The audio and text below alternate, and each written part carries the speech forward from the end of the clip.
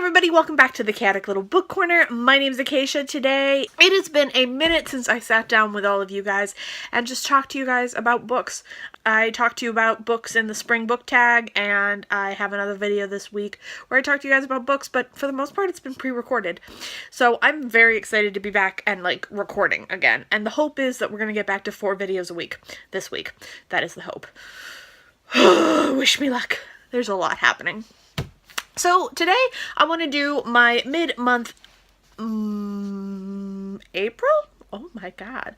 Alright, my mid-month April wrap-up. This is the few books that I've read, and then also I read all of the books for the Wellcome Prize shortlist.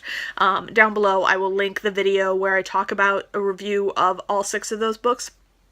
So that is going to be a separate video. So just so you guys know. If you're interested, links below.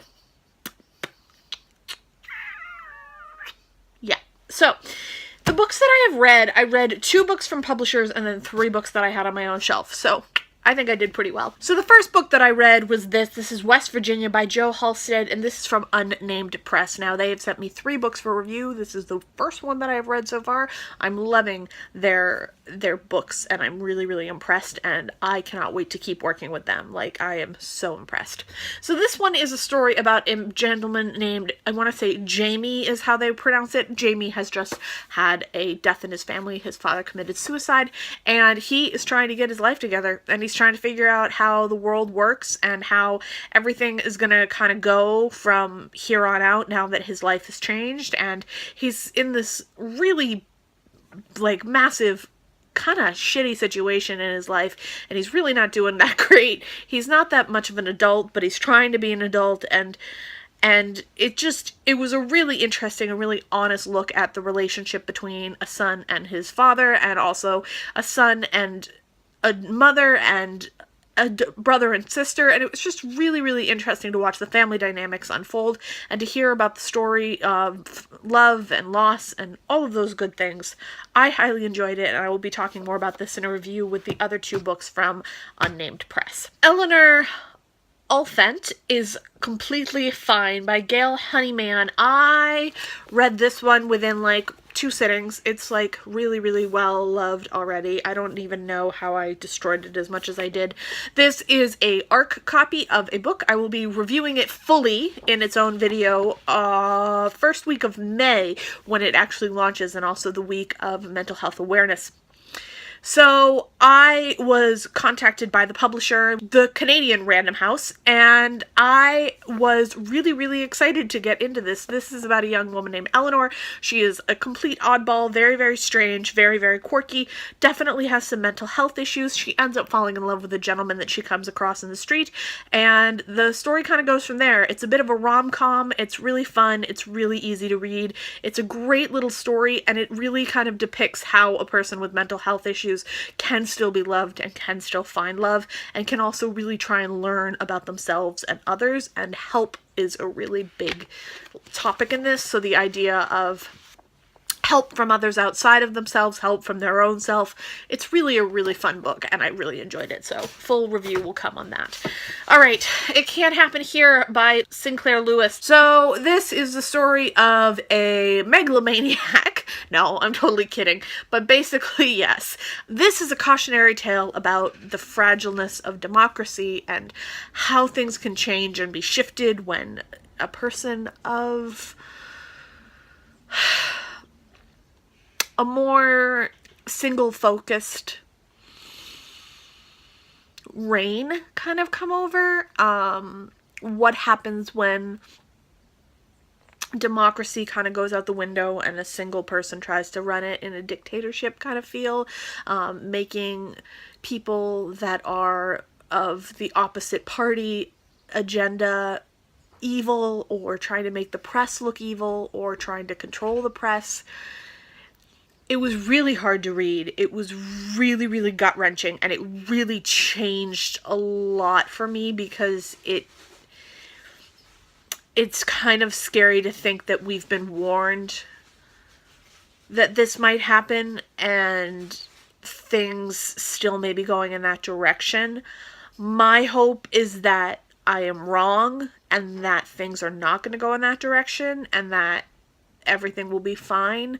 But right now I have a lot of fear revolving around the current political system, and my heart is really broken as far as the foreign policies and how that's going, and our foreign affairs and how we're affecting people outside of ourselves. There's a lot of things that are really like kind of bothering me, but this book really put into perspective that it's not the first time that people have considered this happening, and it's not the first time that people have seen the dangers of what can happen. So I really recommend this book, but you have to be up for something that could potentially shake you and also be really, really up for getting angry. That's all I have to say.